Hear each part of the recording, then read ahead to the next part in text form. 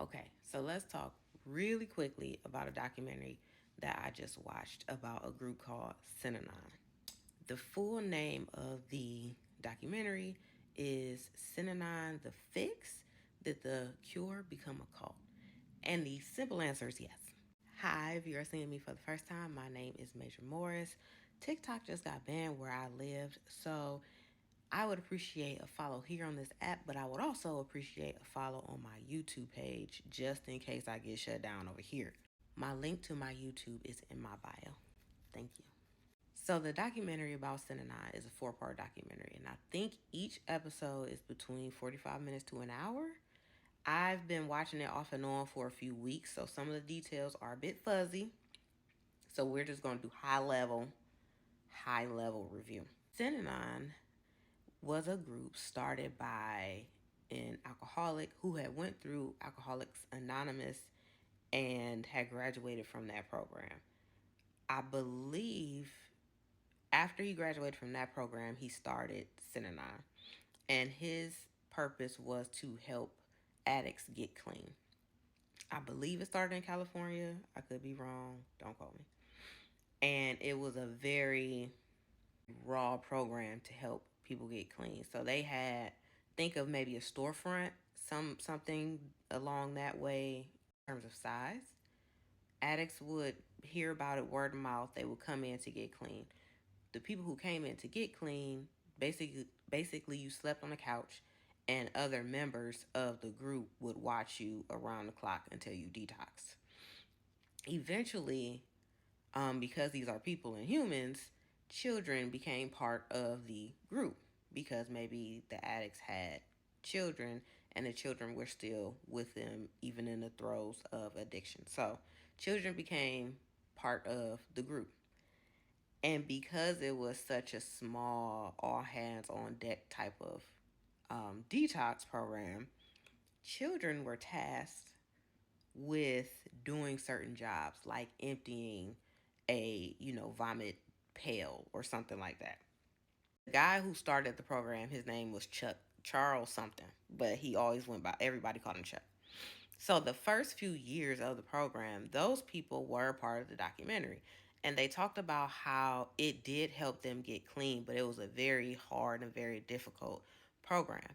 The One of the major parts of the program was where addicts would sit down in group, but instead of having kind of a structured dialogue or talk and one person goes at a time of maybe experiences they've had or what they think led them to addiction, things like that, it was just a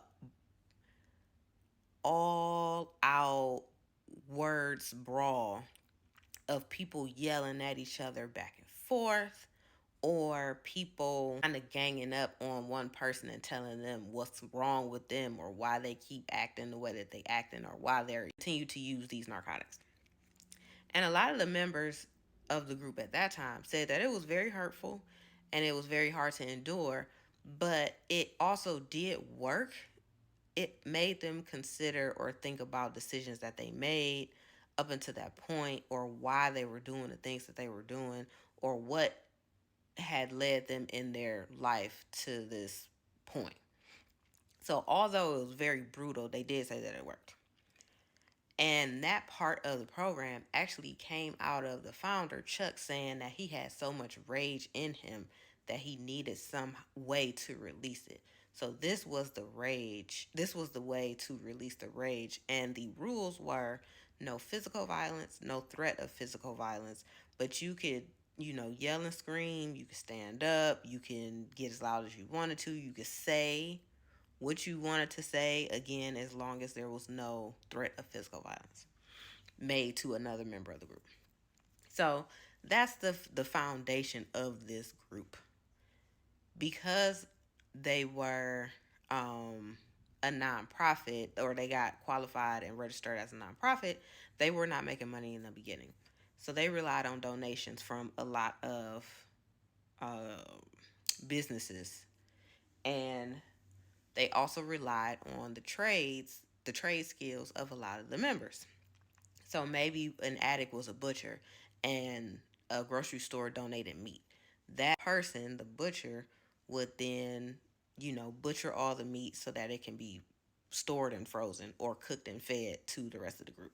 So that's how the group survived in the beginning years. Because it was successful, the word spread and the group got bigger. As the group got bigger, they needed more. So they needed larger housing, they needed more food, they needed furniture, they just needed more. More kids became part of the program. So they established a school for these kids. And the school was modeled after the program, meaning the kids also had group sessions where they would just unload verbally on one another, no holds bar style. Some of these kids were a part of the documentary too, and my God. As the group grows and experiences more success, Chuck, the founder, he starts to get older. His wife of, I don't know, 15, 20 years dies suddenly. Like she's diagnosed as, I think, having cancer in January. By April, she's dead. And I think by the summertime, he has opened up applications for a new spouse. Somebody applies, he accepts, or not somebody, women apply. He chooses who he wants to choose. And that's his wife, for the remainder of his life. The astounding part is once he experiences the loss of his first wife of I think 15 20 years, he breaks up everybody else. And watching it in 2024, you realize he's basically saying, I went through my spouse was ripped away from me, so I'm going to rip your spouse away from you. And that's exactly what he did. And a lot of people stay. He at one point decided that the group should no longer have children. So people got, the men got vasectomies, and people really stopped having children in the group. It's just the things he came up with and espoused. And people just kind of took it like, okay, he said it, we about to do it. It was astounding.